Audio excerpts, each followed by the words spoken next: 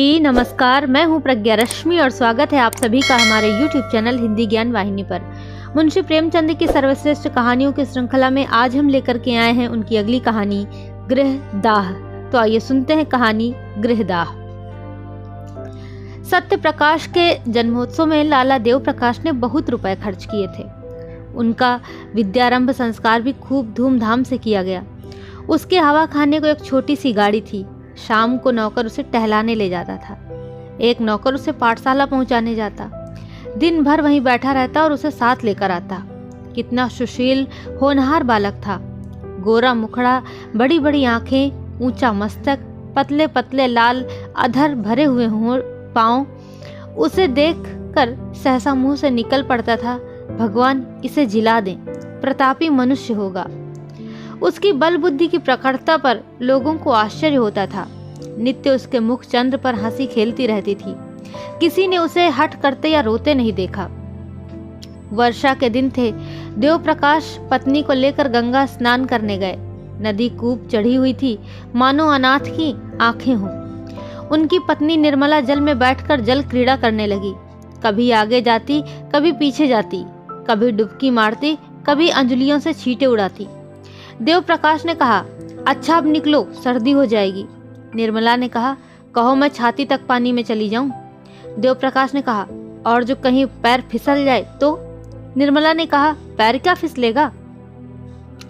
यह कहकर वह छाती तक पानी में चली गई। पति ने कहा, अच्छा अब आगे पैर न रखना। किंतु निर्मला के सिर पर मौत खेल रही थी। यह जल क्रीड़ा नहीं, मृत्यु क्रीड़ा थी। उसने एक पग और आगे बढ़ाया और फिसल गई। मुंह से एक चीख निकली। दोनों हाथ के सहारे लिए ऊपर उठे और फिर जलमग्न हो गए। एक पल में प्यासी नदी उसे पी गई। देव प्रकाश खड़े तौलिया से देह पोंछ रहे थे। तुरंत पानी में कूदे। साथ का कहार भी कूदा, दो मल्लाह भी कूदे। सबने डुबकियां मारी, टटोला, पर निर्मला का पता न चला। तब डोंगी मंगवाई गई। मल्लाह ने बार बार गोते मारे पर लाश हाथ न आई। देव प्रकाश शोक में डूबे हुए घर आए। सत्य प्रकाश किसी उपहार की आशा से दौड़ा। पिता ने गोद में उठा लिया और बड़े यत्न करने पर भी अपनी सिसकी को न रोक सके। सत्य प्रकाश ने पूछा, अम्मा कहाँ हैं? उन्होंने कहा, बेटा गंगा ने उन्हें न्योता खाने के लिए रोक लिया। सत्य प्रकाश ने उनके मुख की ओर जिज्ञासा भाव से देखा और आशय समझ गया और अम्मा अम्मा कहकर रोने लगा। मातृहीन बालक संसार का सबसे करुणाजनक प्राणी है। दीन से दीन प्राणियों को भी ईश्वर का आधार होता है, जो उनके हृदय को सहलाता रहता है। मातृहीन बालक इस आधार से वंचित होता है। माता ही उसके जीवन का एकमात्र आधार होती है। माता के बिना वह पंखहीन पक्षी है। अब सत्य प्रकाश का एकांत से प्रेम हो गया। अकेला बैठा रहता। वृक्षों में उसे कुछ कुछ सहानुभूति का अज्ञात अनुभव होता था, जो घर के प्राणियों से उसे न मिलती थी। माता का प्रेम था तो सभी प्रेम करते थे। माता का प्रेम उठ गया तो सभी निष्ठुर हो गए। पिता की आंखों में भी वह प्रेम ज्योति न रही। और भला दरिद्र को भिक्षा कौन देता है। 6 महीने बीत गए। सहसा एक दिन उसे मालूम हुआ कि मेरी नई माता आने वाली है। दौड़ा दौड़ा पिता के पास गया और पूछा, क्या मेरी नई माता आएंगी? पिता ने कहा, हाँ बेटा, वे आकर तुम्हें प्यार करेंगी। सत्य प्रकाश ने कहा, क्या मेरी ही माँ स्वर्ग से आ जाएंगी? देव प्रकाश ने कहा, हाँ वही माता आएंगी। सत्य प्रकाश ने कहा, मुझे उसी तरह प्यार करेंगी? देव प्रकाश ने कहा, क्या इसका क्या उत्तर देते, मगर सत्य प्रकाश उस दिन से प्रसन्न मन रहने लगा। अम्मा आएंगी, मुझे गोद में लेकर प्यार करेंगी। अब मैं उन्हें दिक नहीं करूंगा, कभी जिद नहीं करूंगा। उन्हें अच्छी अच्छी कहानियां सुनाया करूंगा। आखिर विवाह के दिन आ गए। घर में तैयारियां होने लगी। सत्य प्रकाश खुशी से फूला न समाता। मेरी नई अम्मा आएंगी। बारात में वह भी गया। नए नए कपड़े मिले। पालकी पर बैठा। नानी ने अंदर बुलाया और उसे गोद में लेकर एक अशर्फी दी। वहीं उसे नई माता के दर्शन हुए। नानी ने नई माता से कहा, बेटी कैसा सुंदर बालक है, इसे प्यार करना। सत्य प्रकाश ने नई माता को देखा और मुग्ध हो गया। बच्चे भी रूप के उपासक होते हैं। एक लावण्यमयी मूर्ति आभूषण से लदी सामने खड़ी थी। उसने दोनों हाथों से उसका अंचल पकड़कर कहा, अम्मा। कितना अरुचिकर शब्द था, कितना लज्जा युक्त, कितना अप्रिय। वह ललना जो देवप्रिया नाम से संबोधित होती थी, यह उत्तरदायित्व, त्याग और क्षमा का संबोधन न सह सकी। अभी वह प्रेम और विलास का सुख स्वप्न देख रही थी, यौवन काल की मदमय वायु तरंगों में आंदोलित हो रही थी। इस शब्द ने उसके स्वप्न को भंग कर दिया।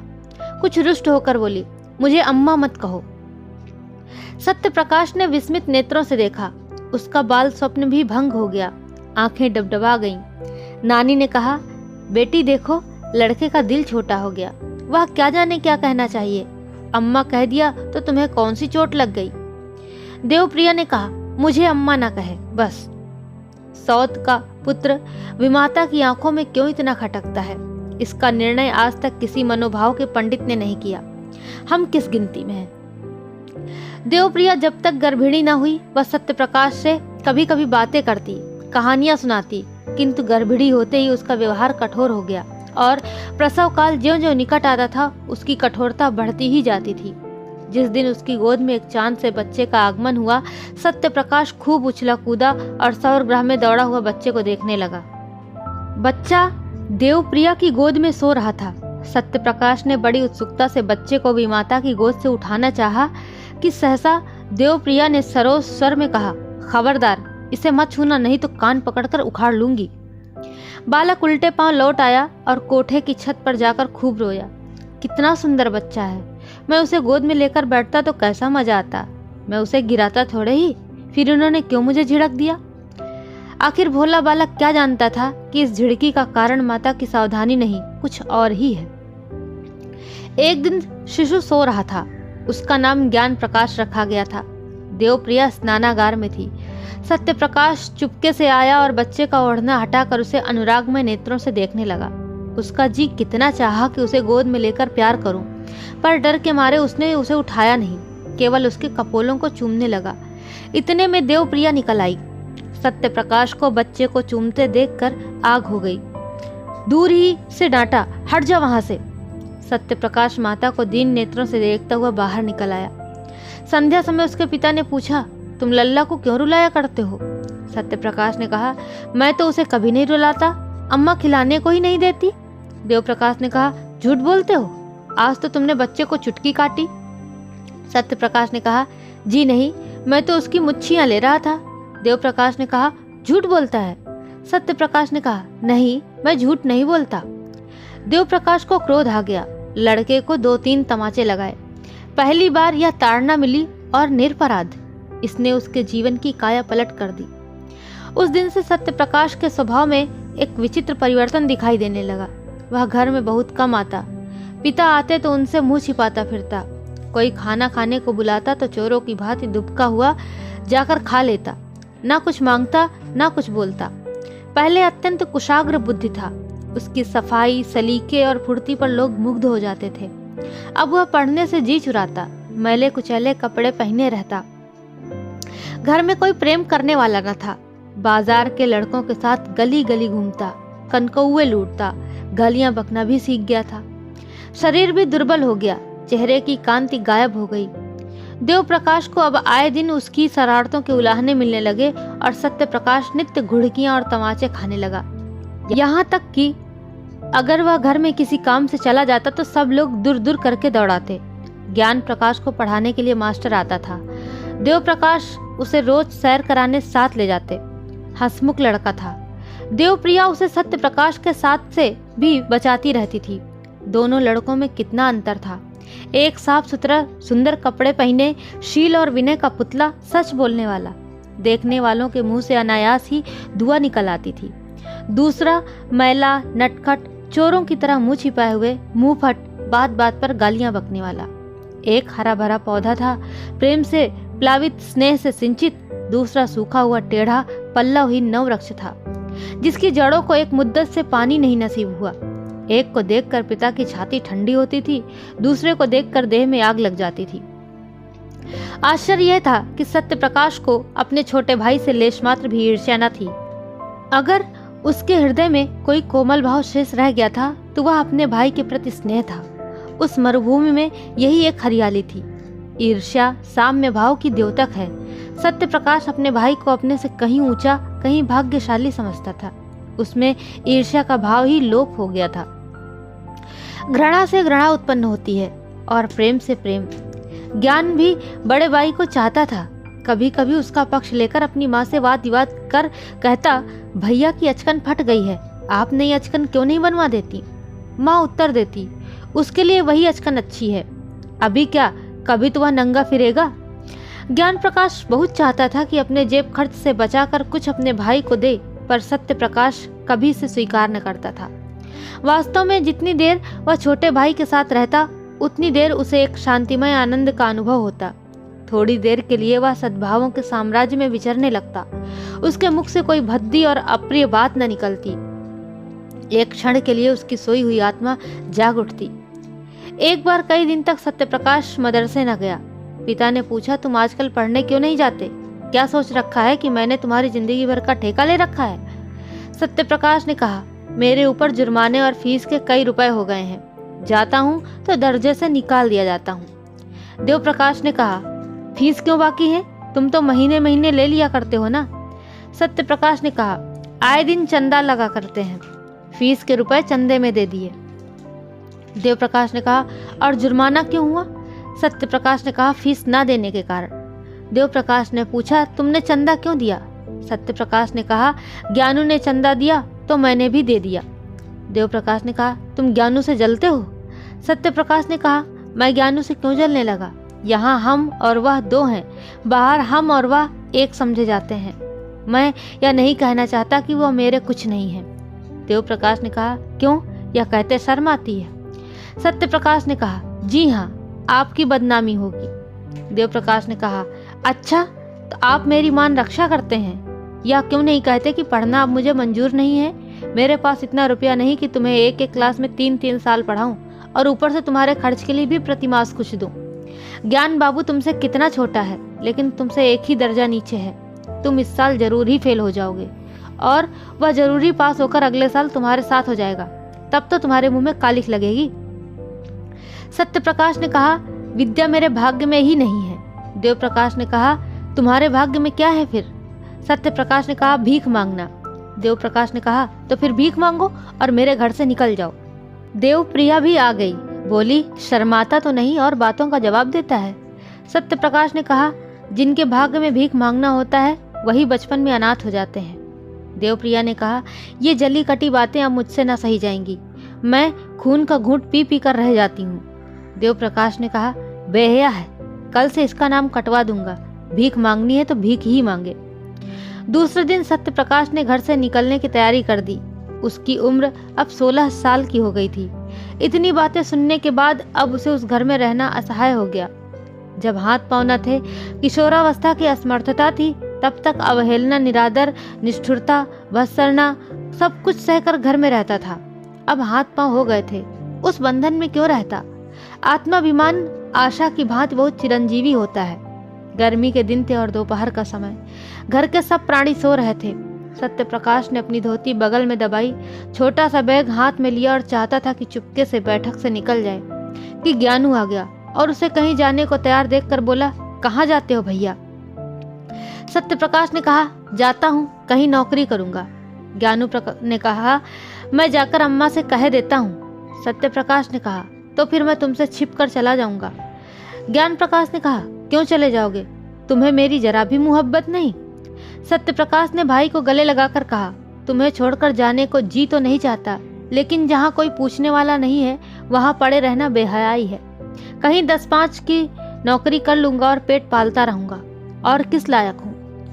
ज्ञान प्रकाश ने कहा, तुमसे अम्मा क्यों इतना चिढ़ती हैं? मुझे तुमसे मिलने को मना भी किया करती हैं। सत्यप्रकाश ने कहा, मेरे नसीब खोटे हैं और क्या। ज्ञान प्रकाश ने कहा, तुम लिखने पढ़ने में जी नहीं लगाते। सत्यप्रकाश ने कहा, लगता ही नहीं, कैसे लगाऊं? जब कोई परवाह ही नहीं करता तो मैं भी सोचता हूँ यही न होगा ठोकर खाऊंगा भला से। ज्ञान प्रकाश ने कहा, मुझे भूल तो न जाओगे? मैं तुम्हारे पास खत लिखा करूंगा, मुझे भी एक बार अपने यहाँ बुलाना। सत्यप्रकाश ने कहा, तुम्हारे स्कूल के पते से चिट्ठी लिखूंगा। ज्ञान प्रकाश ने रोते रोते कहा, मुझे ना जाने क्यों तुम्हारी बड़ी मोहब्बत लगती है। सत्यप्रकाश ने कहा, मैं तुम्हें सदैव याद रखूंगा। यह कहकर उसने फिर भाई को गले लगाया और घर से निकल पड़ा। पास में एक कौड़ी भी न थी और वह कलकत्ते जा रहा था। सत्य प्रकाश कलकत्ते क्यों कर पहुंचा, इसका वृतांत लिखना व्यर्थ है। युवकों में दुस्साहस की मात्रा अधिक होती है। वे हवा में किले बना सकते हैं, धरती पर नाव चला सकते हैं। कठिनाइयों की उन्हें कुछ परवाह नहीं होती, अपने ऊपर असीम विश्वास होता है। कलकत्ते पहुंचना ऐसा कष्ट साध्य न था। सत्य प्रकाश चतुर युवक था। पहले ही उसने निश्चय कर लिया था कि कलकत्ते में क्या करूंगा, कहाँ रहूंगा। उसके बैग में लिखने की सामग्री मौजूद थी। बड़े शहर में जीविका का प्रश्न कठिन भी है और सरल भी है। सरल है उनके लिए जो हाथ से काम कर सकते हैं, कठिन है उनके लिए जो कलम से काम करते हैं। सत्य प्रकाश मजदूरी करना नीच काम समझता था। उसने एक धर्मशाला में असबाब रखा। बाद में शहर के मुख्य स्थानों का निरीक्षण करके एक डाकघर के सामने लिखने का सामान लेकर बैठ गया और अपढ़ मजदूरों की चिट्ठियां, मनी ऑर्डर आदि लिखने का व्यवसाय करने लगा। पहले कई दिन तो उसको इतने पैसे भी न मिले कि भरपेट भोजन करता, लेकिन धीरे धीरे आमदनी बढ़ने लगी। वह मजदूरों से इतने विनय के साथ बातें करता और उनके समाचार इतने विस्तार से लिखता कि बस वे पत्र को सुनकर बहुत प्रसन्न होते। अशिक्षित लोग एक ही बात को 2-2, 3-3 बार लिखाते हैं। उनकी दशा ठीक रोगियों की सी होती है जो वैद्य से अपनी व्यथा और वेदना का वृतांत कहते नहीं थकते। सत्य प्रकाश सूत्र को व्याख्या का रूप देकर मजदूरों को मुग्ध कर देता था। एक संतुष्ट होकर जाता तो अपने कई अन्य भाइयों को खोज लाता। एक ही महीने में उसे रोज 1 रुपए मिलने लगा। उसने धर्मशाला से निकलकर शहर से बाहर 5 रुपए महीने पर एक छोटी सी कोठरी ले ली। 1 जून खाता, बर्तन अपने हाथों से धोता, जमीन पर सोता। उसे अपने निर्वासन पर जरा भी खेद और दुख न था। घर के लोगों की भी कभी याद न आती। वह अपनी दशा पर संतुष्ट था, केवल ज्ञान प्रकाश की प्रेम युक्त बातें न भूलती। अंधकार में यही एक प्रकाश था। विदाई का अंतिम दृश्य आंखों के सामने फिरा करता। जीविका से निश्चिंत होकर उसने ज्ञान प्रकाश को एक पत्र लिखा। उत्तर आया तो उसके आनंद की सीमा न रही। ज्ञानू मुझे याद करके रोता है, मेरे पास आना चाहता है, स्वास्थ्य भी अच्छा नहीं है। प्यासे को पानी से जो तृप्ति होती है, वही तृप्ति इस पत्र से सत्य प्रकाश को हुई। सोचा, मैं अकेला नहीं हूँ, कोई मुझे भी चाहता है, मुझे भी याद करता है। उसी दिन से सत्य प्रकाश को यह चिंता हुई कि ज्ञान के लिए कोई न कोई उपहार भेजूं। युवकों को मित्र बहुत जल्द मिल जाते हैं। सत्य प्रकाश को भी कई युवकों से मित्रता हो गई थी। उनके साथ कई बार सिनेमा देखने गया, कई बार बूटी, भंग, शराब, कबाब की भी ठहरी। आईना, तेल, कंघी का शौक भी पैदा हुआ। जो कुछ पाता उड़ा देता। बड़े वेग से नैतिक पतन और शारीरिक विनाश की ओर दौड़ा चला जाता था। किंतु इस प्रेम पत्र ने उसके पैर पकड़ लिए। उपहार के प्रयास ने इन दुर्व्यसनों को तिरोहित करना शुरू किया। सिनेमा का चस्का छूटा। मित्रों को हीले हवाले करके टालने लगा। भोजन भी रूखा सूखा करने लगा। धन संचय की चिंता ने सारी इच्छाओं को परास्त कर दिया। उसने निश्चय किया कि अच्छी सी घड़ी भेजूं। उसका दाम कम से कम 40 रुपए होगा। अगर 3 महीने तक 1 कौड़ी का भी अपव्यय न करूं तो घड़ी मिल सकती है। ज्ञानू घड़ी देखकर कैसा खुश होगा। अम्मा और बाबूजी भी देखेंगे। उन्हें मालूम हो जाएगा कि मैं भूखों नहीं मर रहा हूँ। किफायत की धुन में वह बहुधा दिया बत्ती भी ना करता। बड़े सवेरे काम करने चला जाता और सारे दिन 2-4 पैसे की मिठाई खाकर काम करता रहता। उसके ग्राहकों की संख्या दिन दूनी होती जाती थी। चिट्ठी पत्री के अतिरिक्त अब उसने तार लिखने का भी अभ्यास कर लिया था। 2 ही महीने में उसके पास 50 रुपए एकत्र हो गए और जब घड़ी के साथ सुनहरी चेन का पार्सल बनाकर ज्ञानू के नाम भेज दिया तो उसका चित्त इतना उत्साहित था मानो किसी निसंतान पुरुष के बालक हुआ हो। घर कितनी कोमल, पवित्र, मनोहर स्मृतियों को जागृत कर देता है। यह प्रेम का निवास स्थान है। प्रेम ने बहुत तपस्या करके यह वरदान पाया है। किशोरावस्था में घर माता पिता, भाई बहन, सखी सहेली के प्रेम की याद दिलाता है। प्रौढ़ावस्था में गृहिणी और बाल बच्चों के प्रेम की। यही वह लहर है जो मानव जीवन को मात्र स्थिर रखता है, उसे समुद्र की वेगवती लहरों में बहने और चट्टानों से टकराने से बचाता है। यही वह मंडप है जो जीवन को समस्त विघ्न बाधाओं से सुरक्षित रखता है। सत्य प्रकाश का घर कहाँ था? वह कौन सी शक्ति थी जो कलकत्ते के विराट प्रलोभनों से उसकी रक्षा करती थी? माता का प्रेम, पिता का स्नेह, बाल बच्चों की चिंता नहीं, उनका रक्षक, उद्धारक, उसका पारितोषक केवल ज्ञान प्रकाश का स्नेह था। उसी के निमित्त वह एक एक पैसे की किफायत करता था। उसी के लिए वह कठिन परिश्रम करता था और धनोपार्जन के नए नए उपाय सोचता था। उसे ज्ञान प्रकाश के पत्रों से मालूम हुआ कि इन दिनों देव प्रकाश की आर्थिक स्थिति अच्छी नहीं है। वे एक घर बनवा रहे हैं जिसमें व्यय अनुमान से अधिक हो जाने के कारण ऋण लेना पड़ा है। इसलिए अब ज्ञान प्रकाश को पढ़ाने के लिए घर पर मास्टर नहीं आता। तब से सत्य प्रकाश प्रति माह ज्ञानू के पास कुछ न कुछ अवश्य भेज देता था। अब वह केवल पत्र लेखक न था, लिखने के सामान की एक छोटी दुकान भी उसने खोल ली थी। इससे अच्छी आमदनी हो जाती थी। इस तरह 5 वर्ष बीत गए। रसिक मित्रों ने जब देखा कि अब यह हत्थे नहीं चढ़ता तो उनके पास आना जाना भी छोड़ दिया। संध्या का समय था। देव प्रकाश अपने मकान में बैठे देवप्रिया से ज्ञान प्रकाश के विवाह के संबंध में बातें कर रहे थे। ज्ञानू अब 17 वर्ष का सुंदर युवक था। बाल विवाह के विरोधी होने पर भी देव प्रकाश अब इस शुभ मुहूर्त को टाल न सकते थे, विशेषतः जब कोई महाशय 50,000 रुपए दायज देने को प्रस्तुत हो। देव प्रकाश ने कहा, मैं तो तैयार हूँ, लेकिन तुम्हारा लड़का भी तो तैयार हो। देवप्रिया ने कहा, तुम बातचीत पक्की कर लो, वह तैयार हो ही जाएगा। सभी लड़के पहले नहीं करते हैं। देव प्रकाश ने कहा, ज्ञानू का इनकार केवल संकोच का इनकार नहीं है, वह सिद्धांत का इनकार है। वह साफ साफ कह रहा है कि जब तक भैया का विवाह न होगा मैं अपना विवाह करने पर राजी नहीं हूँ। देवप्रिया ने कहा, उसकी कौन चलावे, वहां कोई रखैली रख ली होगी, विवाह क्यों करेगा, वहां भला कोई देखने जाता है। देव प्रकाश ने झुंझला कर कहा, रखैली रख ली होती तो तुम्हारे लड़के को 40 रुपए महीने न भेजता और न वे चीजें ही देता जो पहले महीने से अब तक बराबर देता चला आता है। ना जाने क्यों तुम्हारा मन उसकी ओर से इतना मैला हो गया है। चाहे वह जान निकाल कर भी दे दे, लेकिन तुम न पसीजोगी। देवप्रिया नाराज होकर चली गई। देव प्रकाश उससे यही कहलाना चाहते थे कि पहले सत्य प्रकाश का विवाह करना उचित है, किंतु वह कभी इस प्रसंग को आने ही न देती थी। स्वयं देव प्रकाश की यह हार्दिक इच्छा थी कि पहले बड़े लड़के का विवाह करें। उस पर उन्होंने भी आज तक सत्य प्रकाश को कोई पत्र न लिखा था। देवप्रिया के चले जाने के बाद उन्होंने आज पहली बार सत्य प्रकाश को पत्र लिखा।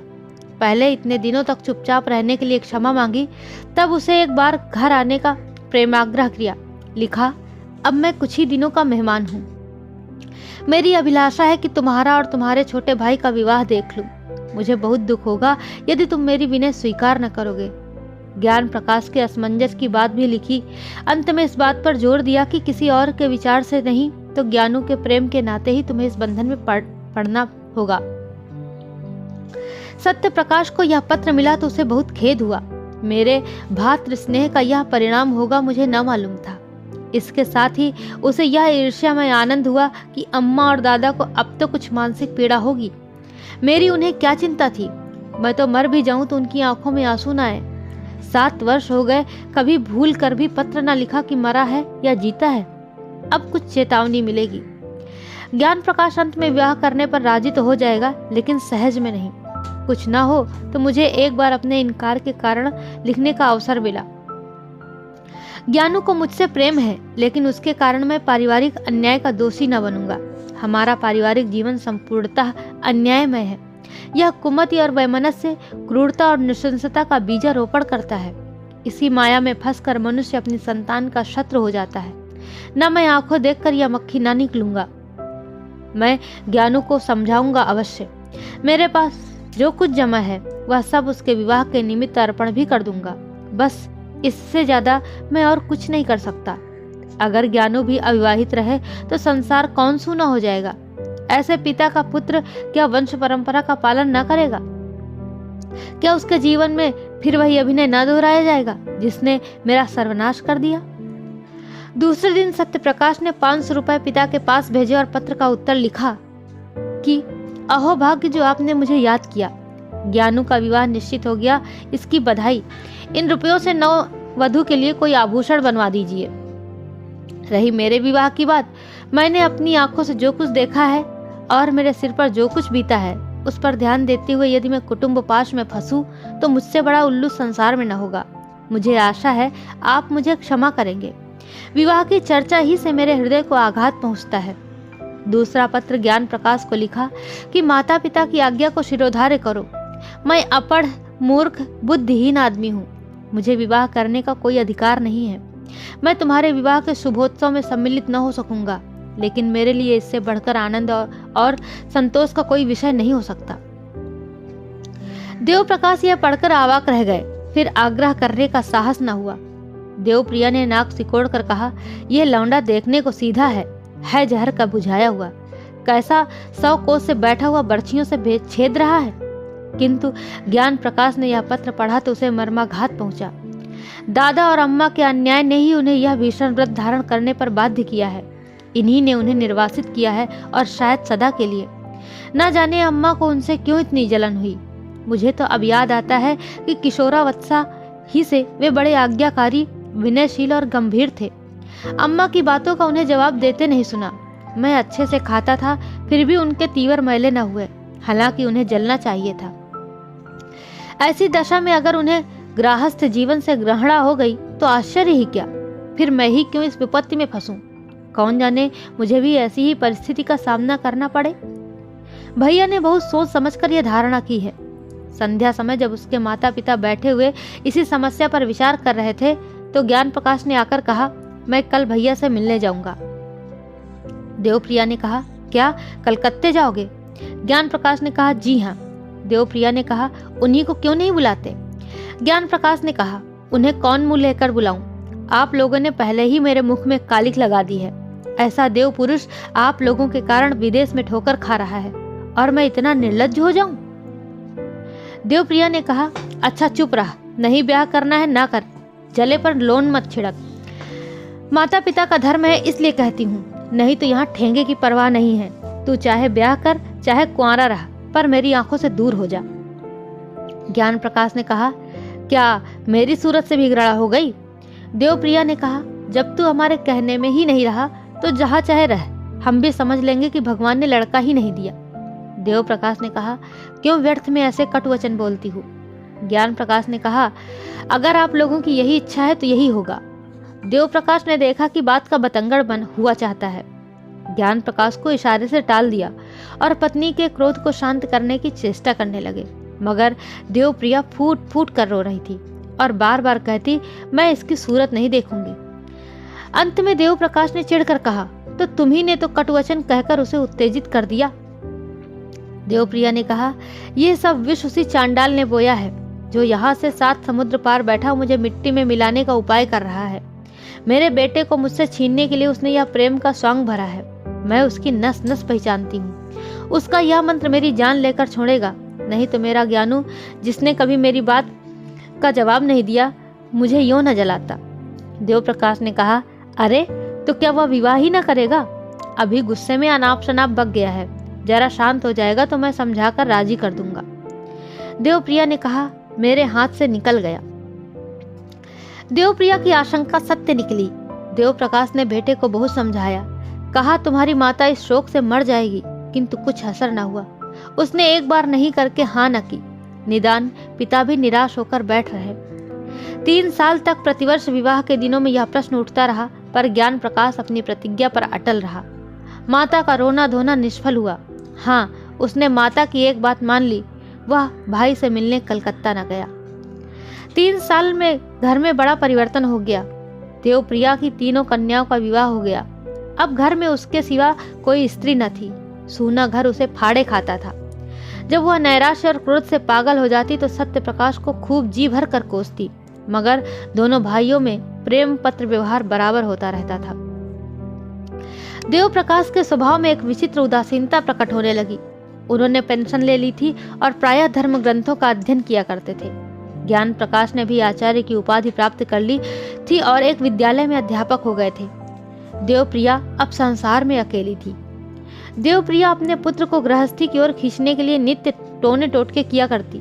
बिरादरी में कौन सी कन्या सुंदरी है, गुणवती है, सुशीला है, सुशिक्षिता है, उसका बखान किया करती। पर ज्ञान प्रकाश को इन बातों के सुनने की भी फुर्सत न थी। मोहल्ले के और घरों में नित्य ही विवाह होते रहते थे। बहुएं आती थी, उनकी गोद में बच्चे खेलने लगते थे, घर गुलजार हो जाता था। कहीं विदाई होती थी, कहीं बधाइयाँ आती थी, कहीं गाना बजाना होता था, कहीं बाजे बजते थे। ये चहल पहल देखकर देवप्रिया का चित्त चंचल हो जाता। उसे मालूम होता, मैं ही संसार में सबसे अभागिनी हूँ। मेरे ही भाग्य में यह सुख भोगना नहीं बदा है। भगवान, ऐसा भी कोई दिन आएगा कि मैं अपनी बहू का मुखचंद्र देखूंगी, उसके बालकों को गोद में खिलाऊंगी। वह भी कोई दिन होगा कि मेरे घर में भी आनंदोत्सव के मधुर गान की ताने उठेंगी। रात दिन यही बातें सोचते सोचते देवप्रिया की दशा उन्मादिनी की सी हो गई। आप ही आप सत्य प्रकाश को कोसने लगती। वही मेरे प्राणों का घातक है। तल्लीनता उन्माद का प्रधान गुण है। तल्लीनता अत्यंत रचनाशील होती है।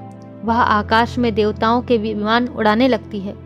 अगर भोजन में नमक तेज हो गया तो यह शत्रु ने कोई रोड़ा रख दिया होगा। देवप्रिया को अब कभी कभी धोखा हो जाता कि सत्य प्रकाश घर में गया है, वह मुझे मारना चाहता है। ज्ञान प्रकाश को विष खिलाए देता है। एक दिन उसने सत्य प्रकाश के नाम एक पत्र लिखा और उसे जितना कोसते बना उतना कोसा। तू मेरे प्राणों का वैरी है, मेरे कुल का घातक है, हत्यारा है। वह कौन दिन आएगा कि तेरी मिट्टी उठेगी। तूने मेरे लड़के पर वशीकरण का मंत्र चला दिया है। दूसरे दिन फिर एक ऐसा ही पत्र लिखा। यहाँ तक कि उसका यह नित्य का कर्म हो गया। जब तक एक चिट्ठी में सत्य प्रकाश को गालियां ना दे लेती, उसे चैन ही ना आता था। इन पत्रों को वह कहारिन के हाथ डाकघर भिजवा दिया करती थी। ज्ञान प्रकाश का अध्यापक होना सत्य प्रकाश के लिए घातक हो गया। परदेश में उसे यही संतोष था कि मैं संसार में निराधार नहीं हूँ।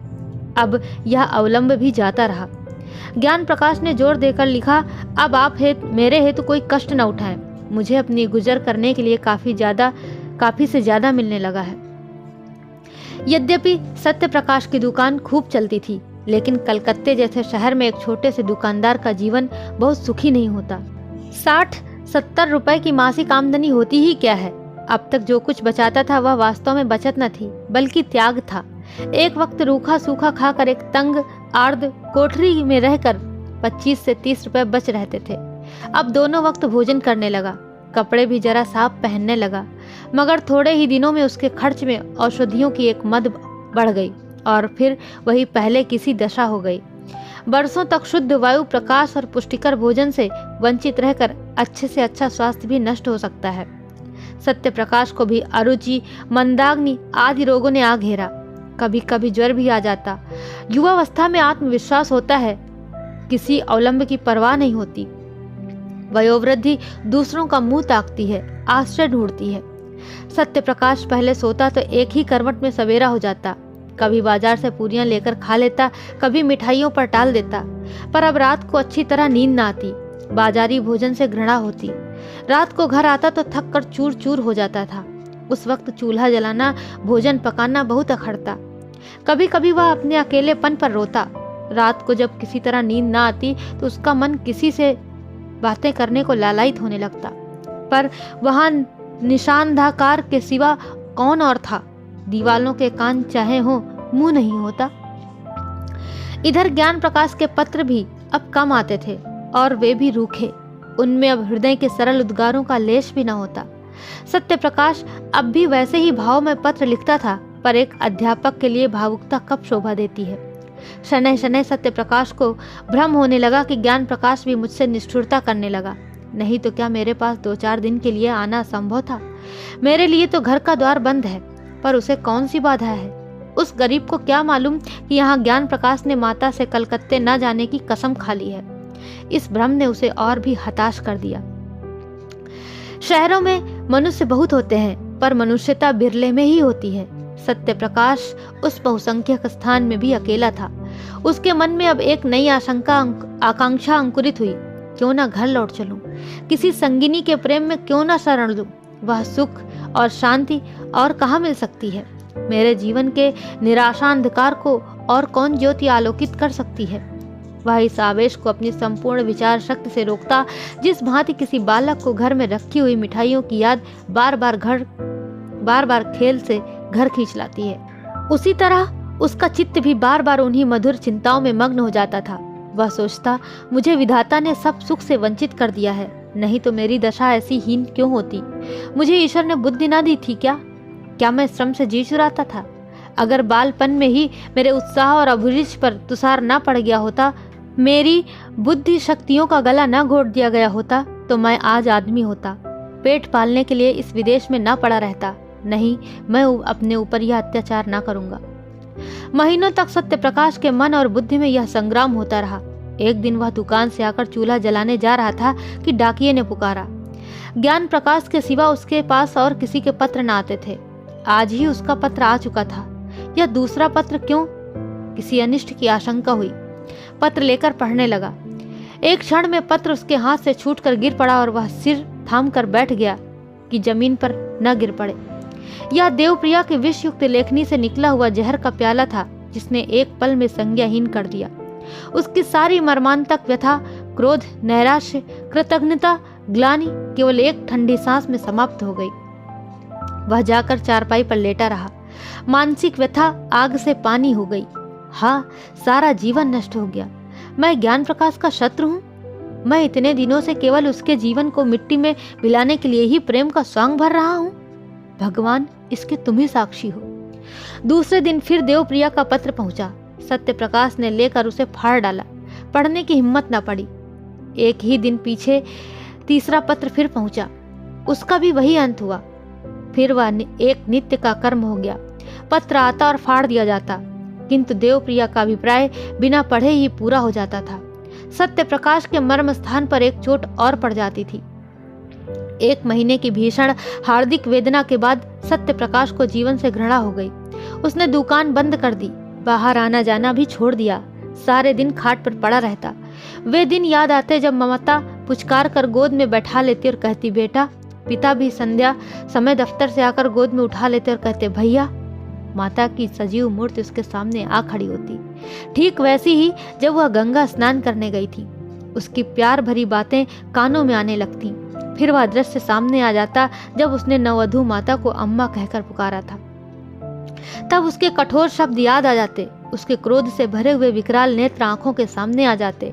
उसे अब अपना सिसक सिसक कर रोना याद आ जाता। फिर सौर ग्रह का दृश्य सामने आता। उसने कितने प्रेम से बच्चे को गोद में लेना चाहा था। तब माता के वज्र के से शब्द कानों में गूंजने लगते। हाय, उसी वज्र ने मेरा सर्वनाश कर दिया। फिर ऐसी कितनी ही घटनाएं याद आती। अब बिना किसी अपराध के माँ डांट बताती। पिता का निर्दय निष्ठुर व्यवहार याद आने लगता। उनका बात बात पर त्योरियां बदलना, माता के मिथ्यापवादों पर विश्वास करना। हाय, मेरा जीवन, सारा जीवन नष्ट हो गया। तब वह करवट बदल लेता और फिर वही दृश्य आंखों में फिरने लगते। फिर वह करवट बदलता और चिल्ला कर कहता इस जीवन का अंत क्यों नहीं हो जाता। इस भांति पड़े पड़े उसे कई दिन हो गए। संध्या हो गई थी कि सहसा द्वार पर किसी के पुकारने की आवाज सुनाई पड़ी। उसने कान लगाकर सुना और चौंक पड़ा। किसी परिचित मनुष्य की आवाज थी। दौड़ा द्वार पर आया तो देखा ज्ञान प्रकाश खड़ा है। कितना रूपवान पुरुष था। वह उसके गले से लिपट गया। ज्ञान प्रकाश ने उसके पैरों को स्पर्श किया। दोनों भाई घर में आए। अंधकार छाया हुआ था। घर की यह दशा देखकर ज्ञान प्रकाश को अब तक अपने कंठ के आवेग को रोका हुआ था, वह रो पड़ा। सत्य प्रकाश ने लालटेन जलाई। घर क्या था, भूत का डेरा था। सत्य प्रकाश ने जल्दी से एक कुर्ता गले में डाल लिया। ज्ञान प्रकाश भाई का जर्जर शरीर, पीला मुख, बुझी हुई आंखें देखता था और रोता था। सत्य प्रकाश ने कहा मैं आजकल बीमार हूँ। ज्ञान प्रकाश ने कहा वह तो देख ही रहा हूँ। सत्य प्रकाश ने कहा तुमने अपने आने की सूचना भी न दी, मकान का पता कैसे चला? ज्ञान प्रकाश ने कहा सूचना तो दी थी, आपको पत्र ना मिला होगा।